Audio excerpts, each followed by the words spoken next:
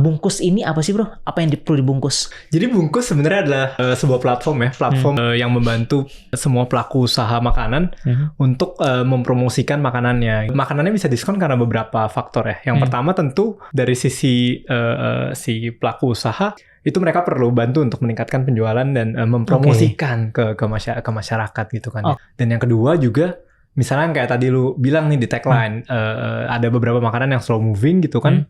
Nggak tahu nih hari ini berapa yang beli masing-masing kan. Susah banget untuk bisa forecast dengan akurat. Nah, gimana caranya supaya gap antara forecast yang mereka buat dan juga dengan actual demand pembelian bisa lebih akurat ya, tentu dengan selisihnya itu dibantu untuk dipromosikan.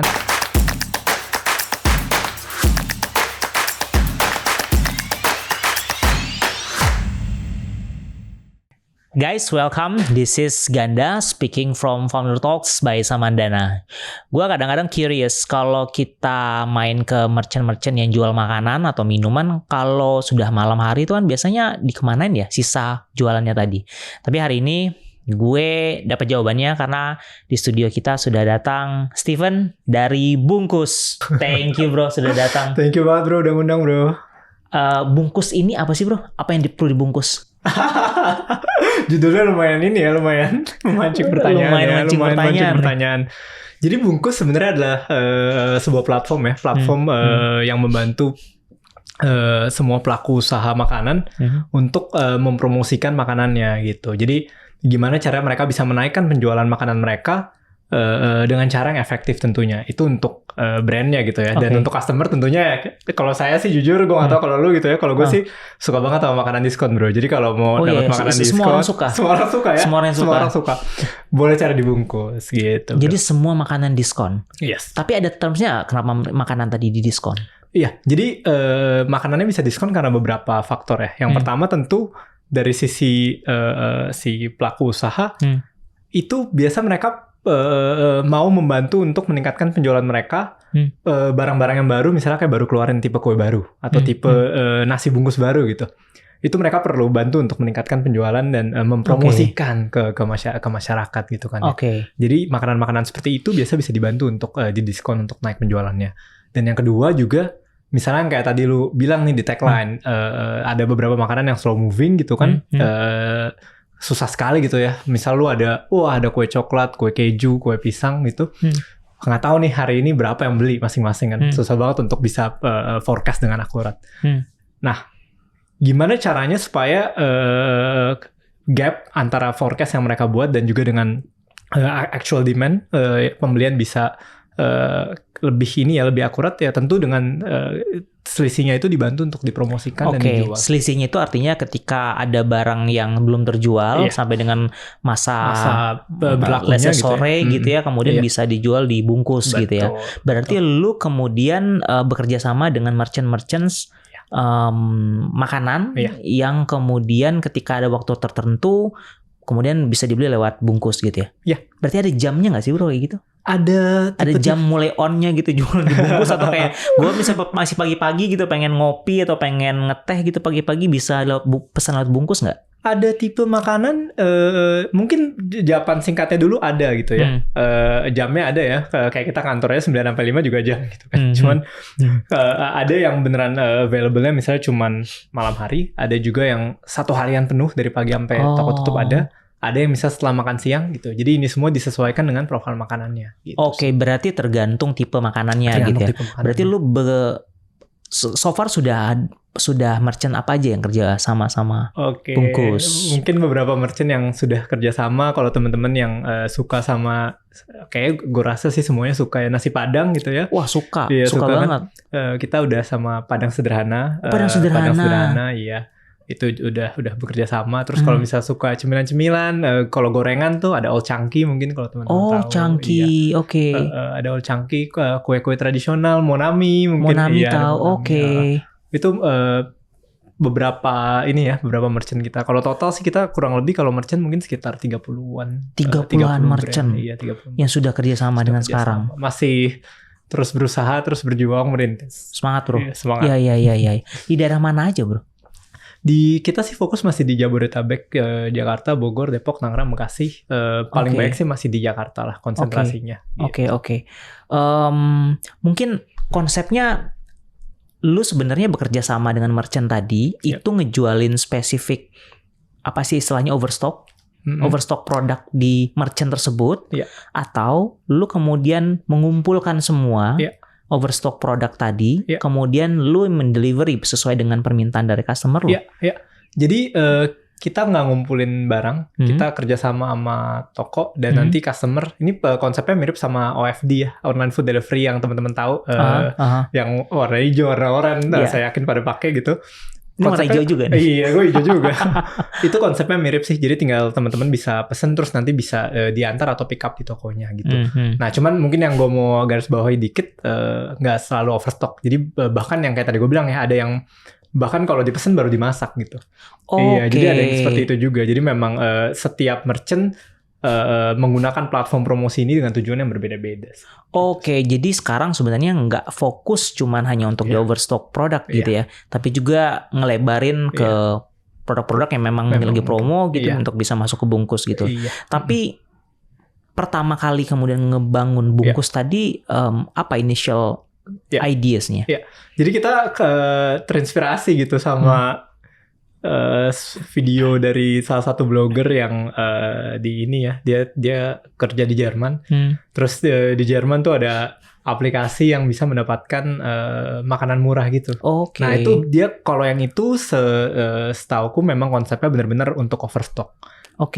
Nah jadi kita pertama terinspirasi dari sana dan kita mulai juga dari situ gitu. Wah ini kalau di Indonesia kayak cocok banget nih. Indonesia sebagai negara yang penghasil food waste keempat terbesar gitu di dunia. Dan juga at the same time masyarakatnya suka sekali dengan diskon dan promo gitu kan. Ini ada masalah, ada solusi gitu kan. Jadi kita pertama terinspirasi dari sana sebenarnya. Cuman seiring berjalan, seiring kita ngobrol sama teman-teman merchant, kita ketemu masalah yang lebih besar. Ternyata yang jadi isu itu bukan cuma overstock, bahkan yang jadi isu juga adalah gimana caranya mereka bisa bikin promo yang efisien. Karena kebetulan kita konsep besar adalah promo ya, dan teman-teman merchant punya masalah untuk susah sekali ya mengolah promo di apalagi online gitu kan sekarang. Gimana cara menentukan jam yang tepat, menentukan tipe makanan yang tepat gitu kan. Jadi kita ekspansif, bukan cuman terbatas ke overstock, tapi ke intinya apapun online promotion, online discount, kalau kita bisa bantu, kita akan berusaha untuk bantu gitu. Gimana caranya bungkus kemudian menentukan tipe makanan apa dan jam yang tepat itu metodenya seperti apa? Iya, jadi kebetulan dulu aku kerja di Gojek, kita sebut saja. Hijau juga ya? Iya, hijau juga. Dari dulu aku suka hijau, aku sempat kerja di Gojek dan di situ cukup beruntung lah belajar sama teman-teman tentang bagaimana bikin promo yang efisien dan efektif gitu kan. Dan tadi mungkin parameter yang lumayan pengaruh itu salah satunya adalah waktu ya. Sebagai contoh misalnya kalau teman-teman makan nasi Padang gitu, biasa itu orang makan nasi Padang di makan siang gitu ya. Makan siang. Jarang sekali gitu aku lihat makan pagi, makan sarapan nasi Padang kan dia nggak jarang sekali dengar gitu kan. Nah, artinya apa? Artinya sebenarnya kalau teman-teman bikin promo di siang hari bikin promo nasi Padang itu sebenarnya agak sia-sia gitu karena intensi orang sudah sangat kuat untuk membeli makanan di restoran tersebut. Tujuan kita promo kan sebenarnya ujung-ujungnya untuk meningkatkan penjualan. Jangan sampai malah jualan utama kita yang turun gitu kan. Ini istilahnya kanibalisasi gitu. Jangan sampai terjadi kanibalisasi. Nah, kalau kita ambil contoh yang tadi, caranya adalah kita cari jam-jam yang sebenarnya nggak ramai gitu. Kita bilangnya off peak hour lah. Kalau peak hour kan yang ramai sekali, off peak hour tuh yang nggak terlalu ramai. Kita cari jam yang off peak hour, promonya kita masukin di situ. Itu sederhananya salah satunya seperti itu gitu sih. Jadi dari pengalaman lu di Gojek tadi lah lu ngelihat data bahwa ini harusnya cara berpromo yang tepat gitu. Iya. Bukan kemudian hajar aja semua, tapi memang berdasarkan timing tadi gitu. Iya. Tapi ngomong-ngomong lu di Gojek, lu sudah pada posisi yang nyaman di sebuah perusahaan besar, idaman semua anak-anak generasi saat ini gitu. Kenapa kemudian lo memutuskan keluar? Kalau Ya kalau nyaman ya, segala macam itu relatif ya. Cuman Apa nggak nyaman gitu? kalau memang dirasa banyak yang merasa kerja di situ enak segala macam ya bagus gitu. Tentu senang lah. Alumninya bagus berarti kan gitu. Iya. Punya tempat belajar yang bagus gitu. Kalau dari aku sih selalu apapun pekerjaan yang aku lakuin, biasa hal pertama yang aku lihat tuh impact-nya ya. Jadi apa dampak positif untuk diriku sendiri, tentu untuk orang-orang di sekitar yang bisa aku kasih gitu. Dan itu juga salah satu alasan kenapa aku kerja di Gojek, karena menurutku Gojek positif impact-nya besar sekali. Banyak sekali teman-teman driver, teman-teman merchant, dan bahkan kita sebagai customer yang terbantu gitu hidupnya karena Gojek gitu kan. Jadi aku selalu setiap kali mau melakukan apapun tuh aku lihat dulu ini kalau aku kerja di sini potential impact-nya seperti apa.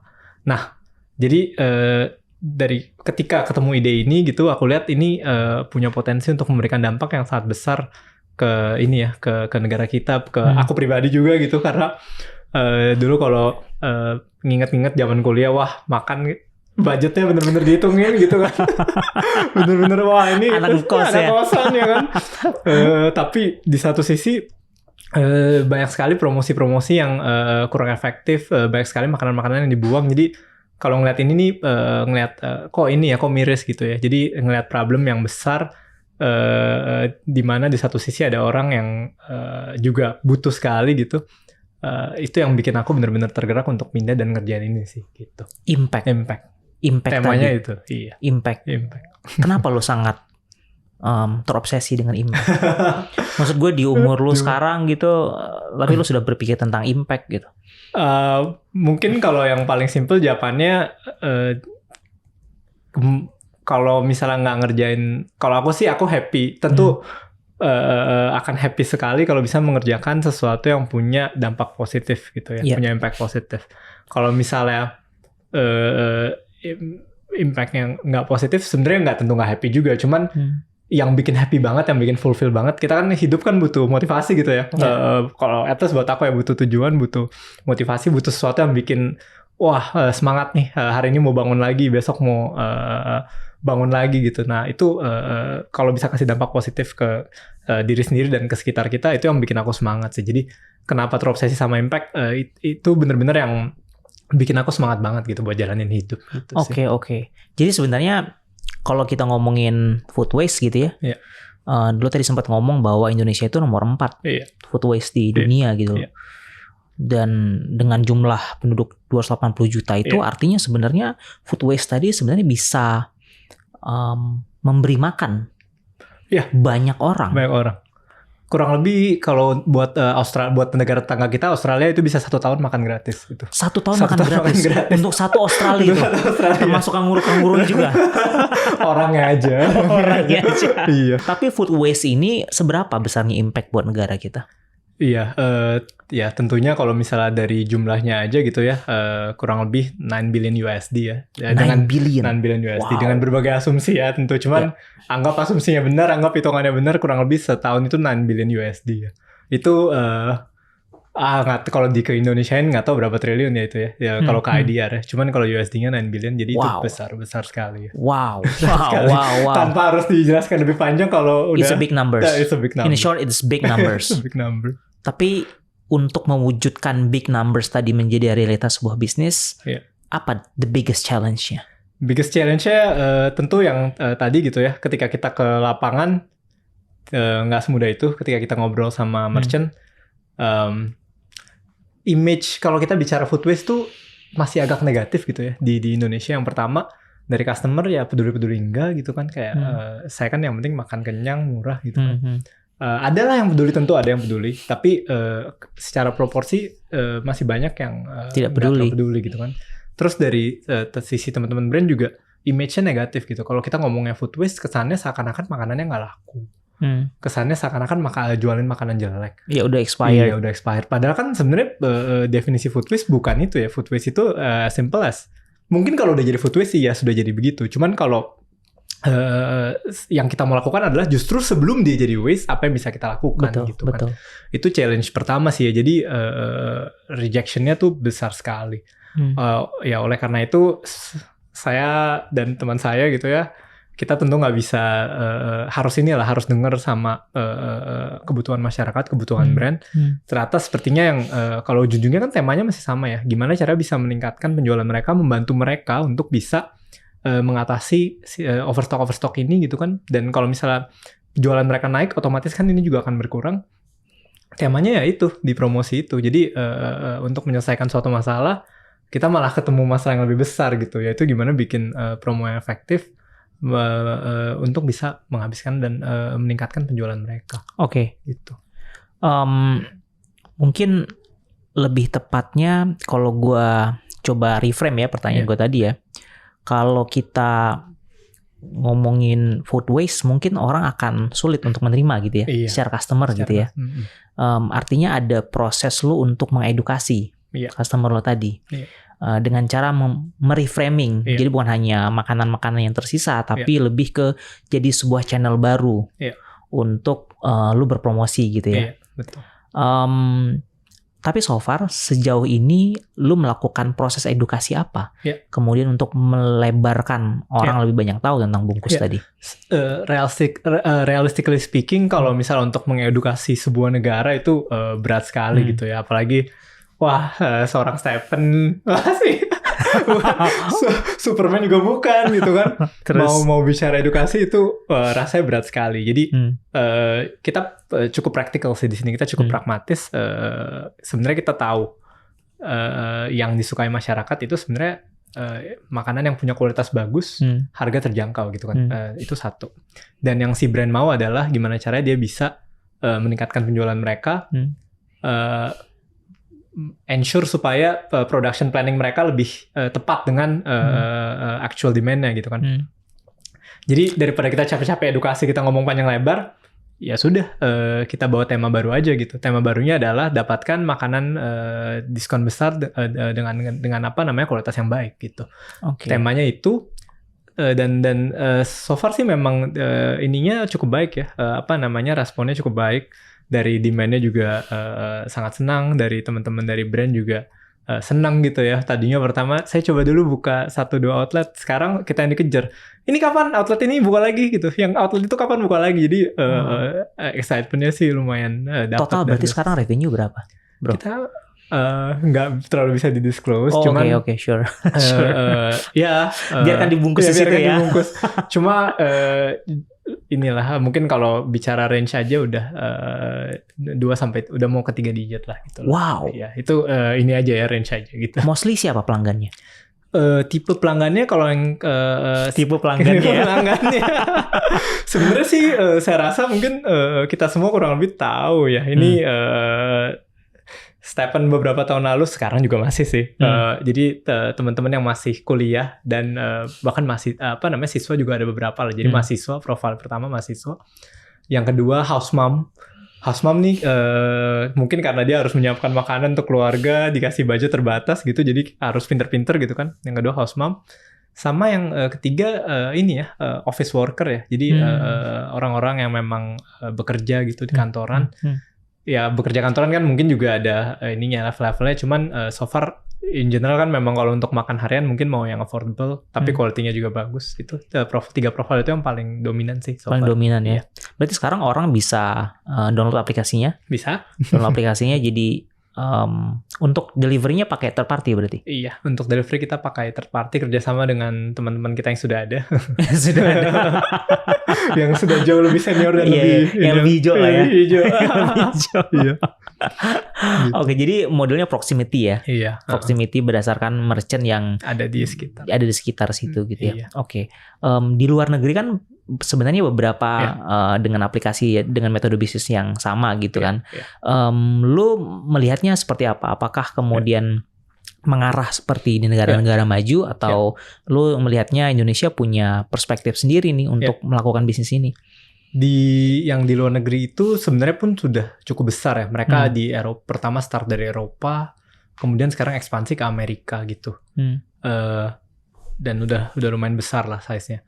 Tapi kalau aku sendiri ngelihat sebenarnya di Indonesia potensinya bahkan bisa jauh lebih besar lagi. Karena profil customer-nya yang sangat suka diskon dan juga tadi jumlah potensinya itu F&B kita itu sekarang tahun 2023 itu kalau nggak salah di 55 billion USD. Tapi itu omset general aja ya. Omset general 55 billion USD industri, dan diprediksi akan naik terus dalam 5 tahun, mungkin akan 2 kali lipat 100 billion USD. Jadi given supply-nya yang banyak dan juga demand yang suka diskon, aku lihat sih potensinya besar sekali gitu. Iya. Berarti lo sekarang dalam proses untuk mencari investor atau sudah ada investor yang masuk? Sudah ada beberapa, terima kasih banget teman-teman investor yang udah masuk ada, dan tentu ya sebagai startup gitu, kita masih berjuang terus untuk bisa punya ekonomi yang kita bilangnya unit economics yang positif dan healthy, sambil tetap tentu kita fundraising juga untuk bisa meningkatkan kualitas layanan kita ya. Berarti next milestone-nya ada di mana? Ya, next milestone in general aku bisa bagi jadi beberapa. Yang pertama dari sisi bisnis. Sisi bisnis itu kita mau acquire lebih banyak merchant lagi tentunya.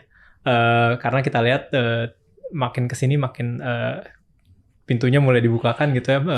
Teman-teman dari brand yang lumayan gitu, yang mungkin teman-teman familiar, itu juga mulai join. Jadi kita mau lebih banyak lagi merchant yang bergabung bersama kita. Customer juga tentunya kita ingin lebih banyak customer lagi yang join. Dan juga yang paling penting platform. App kita masih baby sekali. Kalau teman-teman nanti coba, boleh sekali kalau ada feedback. U-nya ada berapa sih? U-nya ada 2 di sini. Ada 2. Iya. Sama U1 di awal ya? U1 di awal, U2 di belakang gitu. Jadi brand, customer, dan platform aplikasi untuk bisnis itu target utama kita. Pertanyaannya, ketika lo kerja bareng sama partner gitu ya, atau merchant gitu ya, apakah mereka kemudian mempromosikan juga bungkus? Nah ini sebenarnya tergantung kebijakan dari merchant masing-masing.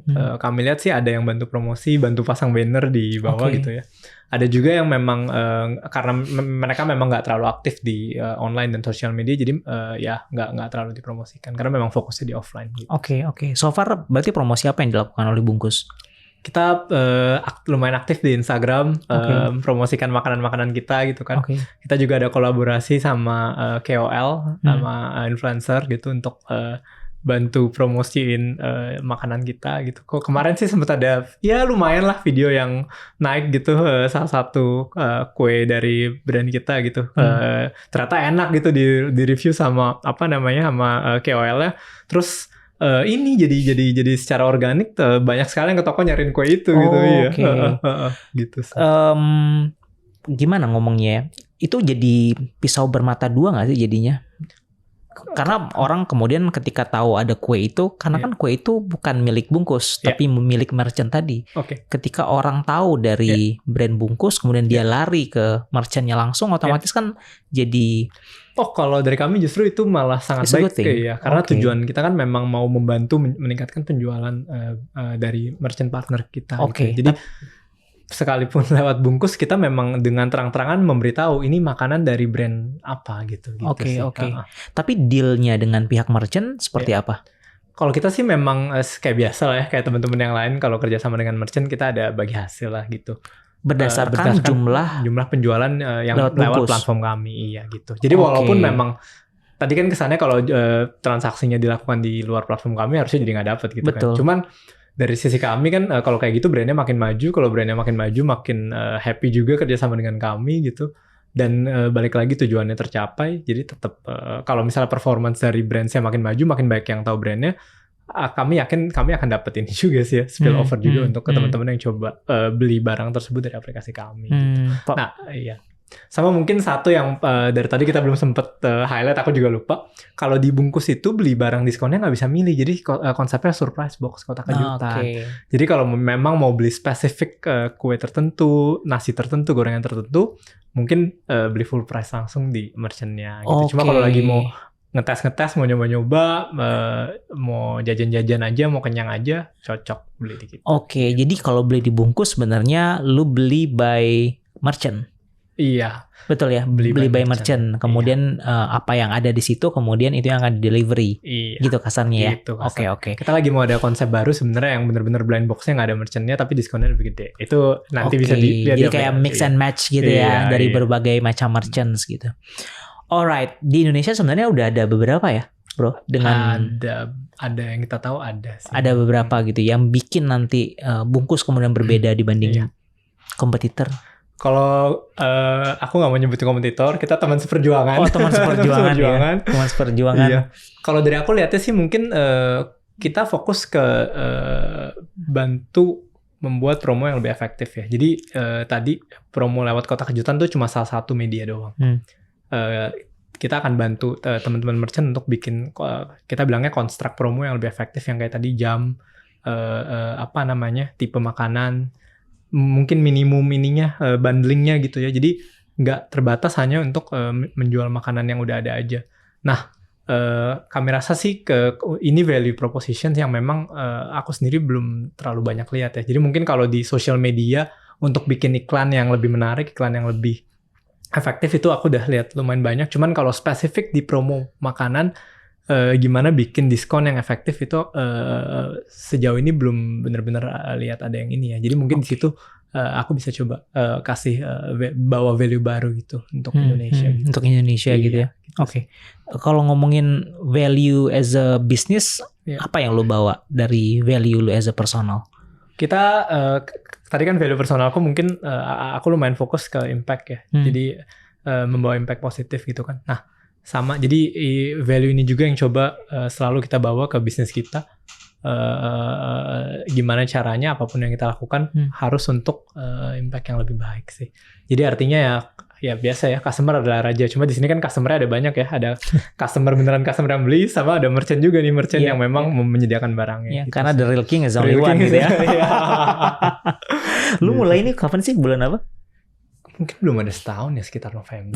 November tahun lalu ya? Iya, ini baru mau setahun nih. Baru mau setahun ya? Iya, baru mau ulang tahun kayaknya. Lu sudah melewati momen-momen deg-degan berapa momen? Wah, setiap hari juga deg-degan ya, Mas.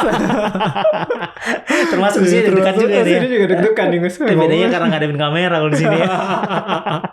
Iya, setiap hari sih deg-degan. Deg-degannya tapi positif ya. Gimana bisa bawa quality yang baik, pelayanan yang baik untuk customer, untuk merchant gitu ya. Sistem kita, aplikasi kita,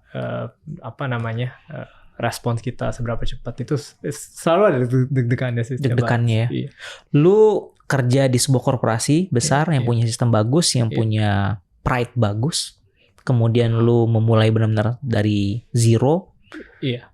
Kemudian sekarang juga mungkin lo bilang tadi masih berjuang gitu. Iya, masih berjuang. Apa yang lo pelajari so far? Kayaknya kalau dari aku yang paling penting adalah ini ya, motivasi utamanya. Jadi drive utama kita melakukan sesuatu tuh apa gitu. Kalau misalnya memang, at least buat aku pribadi, aku nggak tahu kalau buat Bro Ganda atau buat teman-teman yang lain. Mungkin kalau motivasinya cuma mau keren gitu, wah mungkin baru setengah bulan udah tutup kayaknya. Udah nggak lanjut bikin gitu ya. Cuma wah keren nih bikin company sendiri gitu. Kalau motivasinya kayak gitu. Karena menurutku itu kurang cukup kuat untuk ngejalanin ini semua. Bukan cuma kurang cukup kuat, tapi juga jadi nggak worth it gitu ya untuk lewatin ini semua. Karena challenge-nya memang lumayan lah. Iya. Jadi menurutku yang aku pelajarin itu ininya sih. Bener-bener something yang memang kita percaya ada dampak positifnya, sama kita sendiri harus suka sih, harus suka ngejalaninnya juga sih. Karena kalau misalnya kita nggak suka dan nggak ada ini gitu, kasarnya motivasinya juga nggak terlalu kuat, nggak ini sih, nggak worth it sih untuk ngelakuin ini sih gitu. Atau bahkan hal lain juga ya dalam hidup ya. Paling coba bentar udah. Kayaknya ada hal-hal lain yang lebih bisa bermakna gitu ya. Kalau kita nggak punya why yang kuat gitu ya. Kalau nggak punya why yang kuat, iya gitu sih. At least tuh buat. Gue boleh berasumsi bahwa apa yang lo lewati selama setahun ini memang luar biasa. Lumayan luar biasa gitu ya. Iya. Dari semua periode kehidupan lo, membangun bisnis one of the toughest thing. Iya, dan exciting juga gitu ya. Toughest dan exciting. Most exciting I would say ya. Itu kadang ininya borderline-nya tipis sekali antara menyiksa dan menyenangkan. Agak sedikit masokis ya. Waduh. Iya. Tapi kalau kita ngomongin data, so far selama hampir setahun ini sudah berapa delivery kah? Sudah berapa jumlah kue kah? Atau bakery atau apapun itu? Dapur perusahaan tidak boleh tidak boleh. Cuma kisi-kisi gitu ya, kisi-kisi. Kita pertumbuhan kurang lebih mantuman gitu kurang lebih 30%. Wow. Bertumbuhnya. Dan ya tadi kan yang revenue juga udah mungkin dikit lagi 3 digit gitu. Jadi kayak mungkin dari situ teman-teman bisa kira-kira sendiri lah. Iya.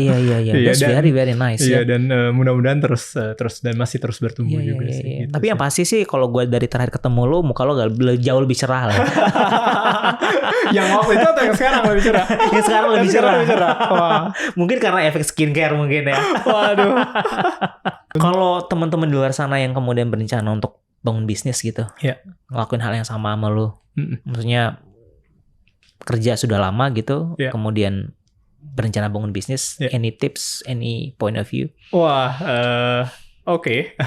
Mungkin tiap orang punya pengalaman yang berbeda-beda dan tujuan yang berbeda-beda gitu. Cuman mungkin tips dariku tadi ya balik ke pastikan bisnis yang teman-teman mau jalanin memang terutama mungkin kalau startup ya, spesifik startup ya. Mungkin kalau konvensional bisnis agak berbeda. Cuma kalau spesifik startup,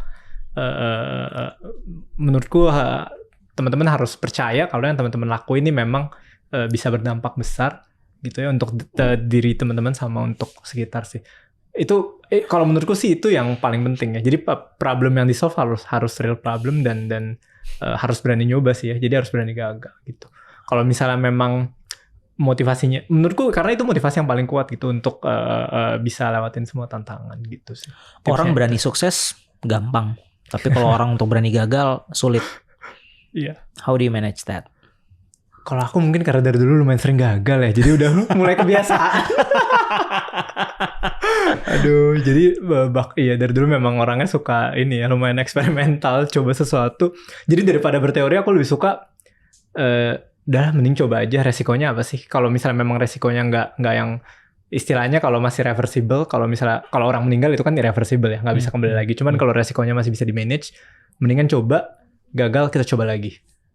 Lebih cepat gitu. Jadi kalau aku sih cara manage-nya lihat resikonya ya. Kalau resikonya memang something yang bisa kita manage, nggak terlalu harmful gitu, lebih enak mending coba dulu aja. Worst case-nya apa sih? Gagal, tinggal kita coba lagi. Daripada kita teori-teori apa nggak dijalanin, atau udah lama-lama juga malah makin lama gitu ketemu cara yang tepat gitu sih. Jadi cara manage-nya gitu sih, dari risk sama speed. Harus sering coba, iya. Oke. Ngelihat cara lo approach terhadap sebuah resiko itu sangat sistematis sekali. Lo background-nya apa sih? Engineering. Kebetulan dulu aku engineering. petroleum engineering sih. Oke. Cuman memang sistematis. Mungkin karena dari dulu memang aku lumayan suka angka-angka matematika juga, jadi kayak lumayan kebiasaan. Biasa makan angka gitu ya. Iya gitu sih. Bro, yes. 2024 nih kan sebenarnya bukan tahun-tahunnya startup. Terutama setelah tech winter kemarin 2020-2021. Betul. Dan lu mulai di 2023 berarti ya. 2023. It's a tough moments buat startup, apalagi memulai startup gitu. Dan lu melewatinya itu, dan lu survive at least dalam 1 tahun pertama ini, ya kan? Lu ngelihatnya gimana? Ngelihat as in kayak mungkin lebih ke refleksi diri sendiri yang bisa melewati masa susah ini, atau ngelihat ke depannya gimana, atau ngelihat ke depannya? Ke depannya. Kayaknya sih nggak akan tambah gampang. Momen sulit akan tetap ada, atau bahkan mungkin bisa tambah sulit gitu kan ya. Standar juga akan makin tinggi, ekspektasi makin tinggi. Cuman kalau memang kita bisa deliver result, gue percaya pasti bisa sih. Kalau kita bisa deliver result, kita emang percaya ini problem yang benar, kita bisa mulai ngasih signal kalau ini bener loh problemnya. Ini solusi yang kita kerjain juga bener loh, ada dampaknya. Harusnya lama-lama juga orang akan lihat juga sih gitu sih. Jadi kedepannya challenging, tough, tapi pasti ada jalan gitu sih. Pasti ada jalan. Beberapa bulan yang lalu Indonesia mengalami 5 bulan berturut-turut deflasi secara ekonomi. Oke. Kemudian Indonesia juga dan secara global juga ekonomi ya, sedang tidak baik-baik aja gitu loh. Iya. Is there hopes on that? Yeah, Or is there a sure. chance untuk kemudian double down the effort? I think so, karena mungkin kalau aku bukan ahli ekonomi, cuman aku tahu this kind of cycle itu udah terjadi beberapa kali. Ekonomi naik turun dulu tahun 2000-an juga sempet, ini 2008 juga sempet, tapi selalu berhasil kita lewati lagi. Bahkan di momen-momen itu selalu muncul ibaratnya produk-produk yang baik gitu ya, yang sangat berkualitas. Jadi karena background-nya engineering, karena percaya sama matematika, statistically speaking kita lihat di masa lalu hal ini sering terjadi dan selalu bisa dilewati. Sekarang makin kesini juga kualitas kita makin bagus, manusia teknologi. Harusnya sih ya akan lewat lagi gitu ya. Ini semua gitu. Justru menurut lu ini momen yang tepat gitu untuk kemudian double down the investment. Yes. Baik secara effort maupun secara capital. Gitu sih. Karena katanya momen-momen yang sulit itu melahirkan hal-hal yang luar biasa. Hal-hal gitu. yang luar biasa. Hal-hal yang luar biasa gitu ya. Semoga kita jadi salah satu yang luar biasa. Amin. Tapi mungkin yang jadi penyemangat juga buat lu adalah cerita-cerita ya dari baik merchant lu tentu gitu. Itu, ya. Boleh di-share bro cerita-cerita tadi. Jadi tiap kali ngobrol sama merchant tuh mereka share kayak wah ini ya kita ngerasain manfaatnya bagus banget gitu. Jualan kita naik gitu kan. Boleh nggak nih buka outlet baru lagi gitu? Oh ini teman saya juga punya merchant ini, boleh join juga nggak nih? Bahkan kadang kayak kita baru presentasi setengah, udah ditebak setengah ke belakangnya. Berarti kan artinya memang cukup intuitif ya untuk teman-teman merchant solusinya gitu. Jadi itu happy banget sih, karena itu secara langsung memberikan validasi kalau yang kita bawa adalah solusi yang at least at this point bisa bekerja gitu kan, dan problemnya juga problem real. Kalau nggak mereka juga nggak akan excited kan. Dari sisi customer juga tentu ya fix review ya, cuman overall sih banyak yang happy gitu, kayak nanya kapan nih buka outlet ini, kapan nih merchant ini join. Jadi itu yang bikin, itu bener sih yang lu bilang, bener banget, itu bikin semangat banget sih pas baca kayak gitu, karena lagi-lagi itu berarti validasi kalau memang problemnya real ya, dan worth it buat di solve gitu sih. Mungkin kita balik dikit ke belakang pada saat ideation kali ya, karena kan itu momen krusial juga untuk lo ngebangun either itu startup atau sebuah usaha baru gitu kan. Apa prosesnya bro untuk kemudian ngebangun ideation tadi? Apa yang mesti harus divalidasi? Apa yang mesti dilihat sebagai ini punya potensi bisnis gitu? Ideally kita start dari problem ya. Jadi kita tahu dulu ada suatu masalah gitu yang bisa kita solve gitu kan. Jadi kalau misalnya memang ada masalah, berarti artinya ada opportunity untuk membuat solusinya gitu kan. Itu start yang paling baik sih kayak gitu ya menurut gue. Jadi dan mungkin semakin besar problemnya, artinya kesempatan untuk membuat dampak yang lebih besar juga makin gede gitu. Jadi kalau ada masalah dia enjoy atau malah senang karena artinya ada opportunity gitu. Ideally seperti itu. Cuman sebenarnya gue lihat beberapa ada yang cukup praktikal juga ya. Jadi dia ngeliatnya angle-nya bukan dari ada masalah apa, tapi ada opportunity apa.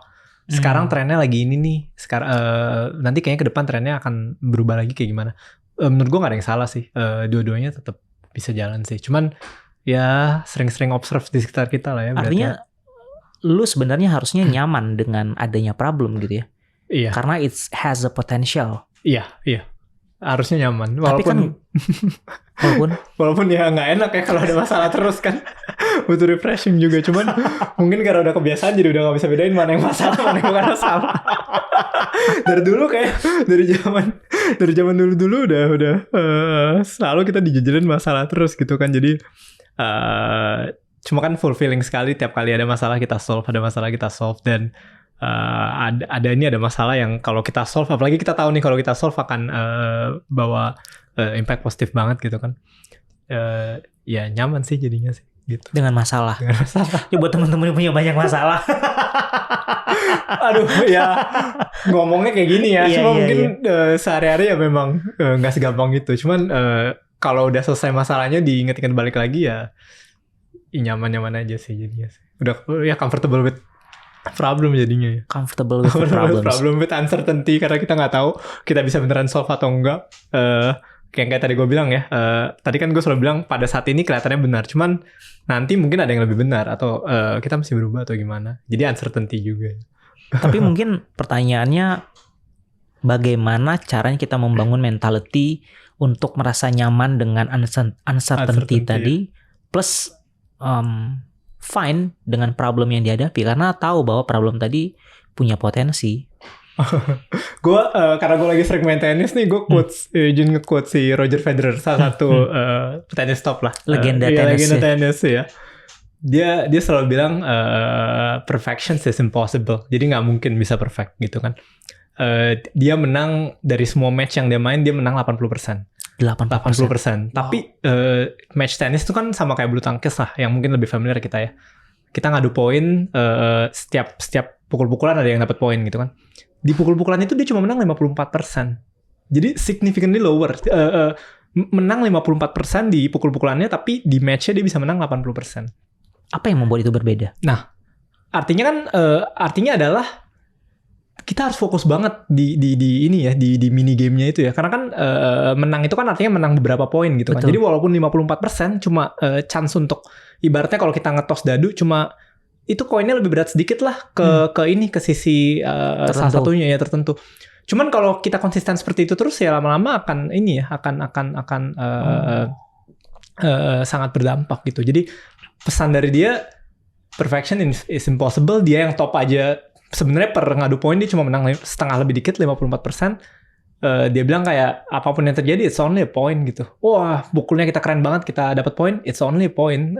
Boleh bangga tapi depan masih ada poin lagi gitu. Dan kita mess up, kita salah, it's only a point gitu. Jadi itu cuma 1 poin dan kita lewat lagi, move on lagi, ada depan lagi. Jadi mungkin this kind of mentality yang akan sangat ngebantu kita untuk ngatasin tadi ya uncertainty sama problem ya. Jadi kayak it's only a point. It's only a point. It's only a point. It's only a point. Jangan ngejar perfection. Iya, jangan ngejar perfection. Gitu sih. Itu buat gue sih, at least buat gue. Mungkin gue gak bisa menyampaikan dengan baik. Bisa nonton video di YouTube. Cuman kena banget sih yang si Roger bilang sih. Jadi kayak kita masih bener-bener fokus. Bener-bener kasih yang terbaik di setiap apapun yang kita lakuin. Tapi kalau udah lewat, move on, fokus ke depan lagi yang masih bisa kita perbaikin lagi gitu. Boleh gue simpulin sebagai progressions by 1% only, but if you keep doing it consistently, bakal jadi significantly exponential ya. Iya. Gitu. It's about 1%, bukan ngomongin 10%, 20%, 30%. It's only 1%. So, yeah. Jadi itu ekspektasi 2025 1%. Kalau bisa lebih tinggi, nego jadinya. Nego Iya. Iya gitu sih. Ekspektasi 2025? Ekspektasi 2025 tetap bisa menjadi orang yang baik. Baik relatif, cuman mudah-mudahan tetap bisa kasih dampak positif ke orang-orang di sekitar gitu ya. Baik melalui bisnis ataupun melalui pribadi. Dan juga bisa bisa pesan buat diri gue sendiri juga, gue selalu ngingetin fokus ke yang di depan. Yang udah lewat kita pelajari tapi move on gitu. Jadi ambil take away-nya aja, apa yang bisa kita perbaikin buat ke depannya. Oke. Berarti fokus bisnis tahun 2025 apa? Fokus bisnis tahun 2025 lebih baik customer, lebih baik brand yang join, lebih baik dampak yang dihasilkan tentunya. Gitu sih. Terakhir. Ya. Kasih reason ke teman-teman yang nonton podcast kita ini, kenapa mereka harus nyobain bungkus. Wah, bisa ngomong panjang. Cuman tentunya sebagai gue rasa sih kita semua banyak sekali ya yang suka makanan dengan kualitas yang baik, dengan diskon yang besar. Itu 2 alasan, nggak butuh alasan banyak. 2 alasan itu aja udah cukup untuk nyobain bungkus. Jadi tunggu apa lagi? Makanan enak, berkualitas, harganya terjangkau. Cobain. Gitu sih. Steven dari Bungkus. Silakan teman-teman untuk cari di iOS ada dan Android. Bungkus, U-nya ada 2 di ujung. Setelah B ada 1 U-nya. Dan cobain makanan yang affordable dan berkualitas. Gitu kali ya. Gitu, betul. Guys, thank you for watching. This is Ganda speaking from Founder Talks by Samandana.